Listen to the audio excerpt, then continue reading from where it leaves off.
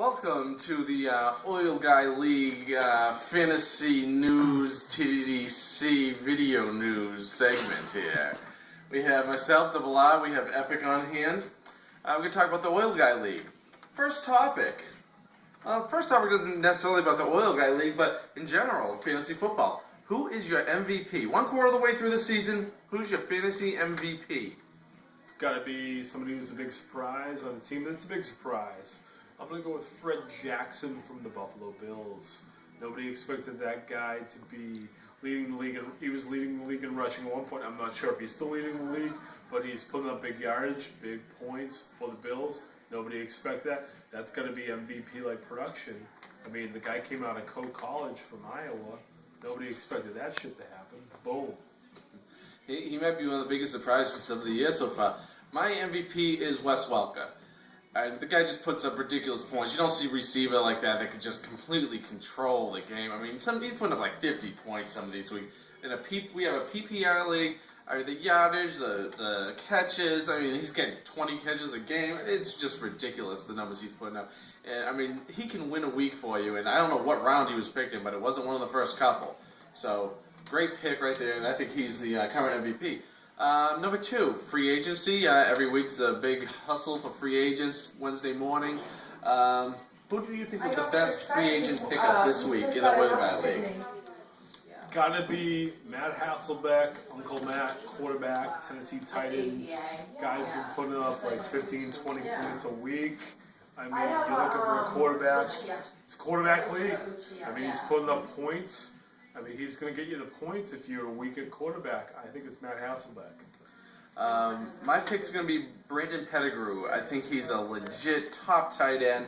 He's become the number 2 receiver over there in Detroit as they can't find a guy to complement Megatron, so he's stepped up.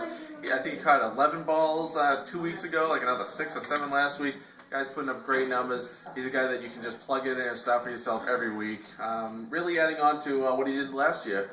Started this year a little bit slow, but he's right on now. I think it's a great pickup here in week 4. He's a turtle. And there was a big trade. There's only been 3 trades this year. A major trade went down. Devery Henderson for Santonio, a.k.a. San Antonio Holmes. What side of news is being attacked? What side do you come down on this? What side of the trade do you like? I feel like Devery Henderson is the better person here. I mean, he's got Drew Brees throwing to him. I mean, Mark Sanchez is a suck pump. Nacho is a suck pump. I mean, just show me. I mean, Devery Henderson is going to have Drew Brees throwing to him. I think that's the better end of the wide receiver. I'm going to have to go with San Antonio Holmes here. Guy hasn't done well so far, but he's got some upside. He's a guy that could turn it around as the year goes on and become something dependable.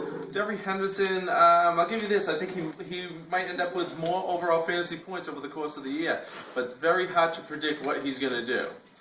So you're basically making a defeat by saying he's going to have more fantasy points. And you're saying that San Antonio Holmes is a suck pump. He is a suck pump, yes. Okay. I agree he's a suck pump, but I have to say that Devery's a suck pump too. And our final question. We've talked about this once before, but Shazam's team is now 4-0. They have won straight out 3 of the weeks. He's won 3 pots already. He's already made money this season. What do you think about this team? Are they legit? Can they be stopped? Should you just give them the trophy? I think the sky's the limit of this team. I don't think they've tapped into the potential. I mean, Wes Welker has been doing it for them every week. And I think as long as Brady is in the pocket, he's going to keep throwing the ball to Wes Welker. His quarterback is Michael Vick. The Eagles are 1-3. His main running back is LaShawn McCoy. The Eagles are 1-3. I mean, I feel like the Eagles are going to be overall, they're not going to be a 250 team. I think they're going to be better than that. I think they're going to be putting up victories. And I mean, these guys are producing even at the 1-3 clip that team is at. So I think the sky's the limit. I think Shazam has always been a team that's drafted well. Has always went out quick. But I feel like this team is for real. Watch out. I think it is the best Shazam team I've seen in a while. I do have some concerns. Do you think is there any way that you see Vic lasting the whole year? Because at this point, I just don't. I mean, honestly, who do you think is going to be the quarterback for that team? Mike Kafka? Really? Seriously? Oh, I'm just saying he's going to get hurt. What can you do? I mean, he's already got hurt. I don't think he can get hurt any more than he is. I think he can get hurt more. He's hurt many body parts, and we'll see. Sproles, I don't know if Sproles can keep it up. I've been impressed by the fantasy numbers he's put up, but I don't think he can keep it up. One thing I'll put in his favor, though, Owen Daniels, I think with the AJ injury, I think Owen Daniels is going to benefit most. I think his bench sucks. I mean, I think his bench is horrible. But I think if his starting components can keep up at the rate they're keeping up, I think he's going to be good. Championship? Potentially. I think this is the year he breaks the plane.